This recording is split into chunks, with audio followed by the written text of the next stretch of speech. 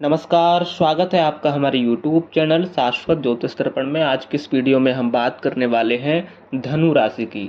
आने वाले समय में यानी मई 2024 से लेकर मई 2025 तक धनु राशि वालों का समय कैसा रहेगा, धनु राशि वालों के जीवन में क्या बड़े बदलाव आएंगे, ये टाइमिंग धनु राशि वालों के लिए कितनी पॉजिटिव रहेगी और कितनी नेगेटिव। वीडियो की शुरुआत करें उससे पहले अगर आप हमारे YouTube चैनल पर नए हैं और अभी तक आपने चैनल को सब्सक्राइब नहीं किया है तो लगातार इसी तरह की जानकारी पाने के लिए और हमसे जुड़े रहने के लिए हमारे इस चैनल को अभी सब्सक्राइब कर लें। साथ में लगे बेल आइकन को भी प्रेस कर लें जिससे कि आगे की सभी महत्वपूर्ण जानकारियां सबसे पहले आप तक पहुंचती रहें। धनु राशि वालों, जैसा कि आप जानते ही होंगे क्योंकि आपकी राशि के स्वामी देवगुरु बृहस्पति हैं, जिनका राशि परिवर्तन मई 2024 में हुआ है और ये वृषभ राशि में गोचर कर रहे हैं। यहाँ पर स्थित होकर देवगुरु बृहस्पति आपके खर्च में कुछ हद तक बढ़ोतरी करवा सकते हैं। आपको अपनी स्वास्थ्य समस्याओं के प्रति सावधानी रखनी होगी क्योंकि इस दौरान आपके बीमार होने के योग बन सकते हैं। राशि स्वामी का षष्ठ भाव में जाना कोर्ट या कचहरी के मामलों में कुछ व्यस्तता दिखा सकता है। ऐसा किसी मामले में यदि आप पहले से उलझे हुए हैं तो आपको कोशिश करनी चाहिए कि उस मामले को जल्द से जल्द शांत किया जाए। इसके अलावा किसी तरह के वाद विवाद से भी आपको बचकर रहना होगा। आप यदि किसी बैंक से लोन लेना चाहते हैं तो इस अवधि में वह लोन आपको मिल सकता है। बृहस्पति आपको अच्छी नौकरी प्रदान कर सकते हैं, आपके करियर में कुछ पॉजिटिविटी ये दे सकते हैं। लेकिन इसी के साथ आपको अपने कार्य क्षेत्र में भी एक बात का विशेष रूप से ध्यान रखना होगा।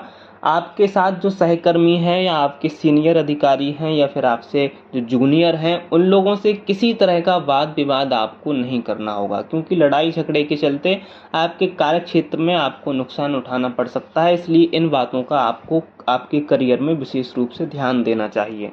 वहीं षष्ठ भाव में स्थित होकर देवगुरु बृहस्पति अपनी पंचम दृष्टि से आपके दशम भाव को, सप्तम दृष्टि से आपके द्वादश भाव को और नवम दृष्टि से आपके द्वितीय भाव को देखेंगे।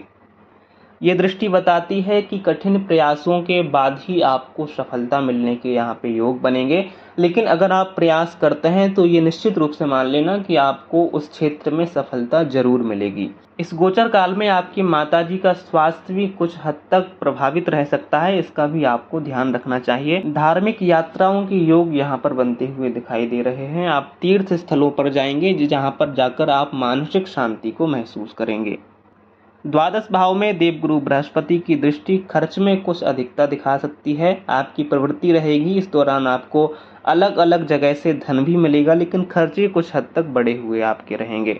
आपकी वाणी पर आपको नियंत्रण करना होगा क्योंकि उल्टा सीधा बोलने की वजह से आपके कुछ विरोधी उत्पन्न होंगे, इसका आपको ध्यान रखना होगा। 3 मई से 3 जून के बीच आपको अपने स्वास्थ्य का विशेष रूप से ध्यान रखना होगा। इस अवधि में कोई बीमारी आपको परेशान कर सकती है। उसके बाद 9 अक्टूबर से देवगुरु बृहस्पति अपनी वक्री चाल प्रारंभ कर देंगे। इस अवधि में आपको कार्यों में कुछ ज़्यादा मेहनत करनी पड़ेगी और हो सकता है आप जिस काम में हाथ डालें उस काम में आपको थोड़ा इंतजार करना पड़े। तो ऐसे समय में आपको गंभीरता दिखानी है और जल्दबाजी में कोई भी ऐसा डिसीजन नहीं लेना है, कोई भी ऐसा निर्णय नहीं लेना है जो आपको आगे नुकसानदायक, आपको नुकसान उसका झेलना पड़े।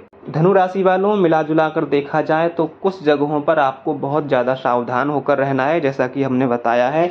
इसके अतिरिक्त आपके लिए ये गोचर अच्छा रहेगा, ये टाइम पीरियड अच्छा रहेगा, आपको सफलताएं भी मिलेंगी। इस दौरान आप बहुत कुछ हासिल भी करेंगे, ये भी निश्चित मान लेना।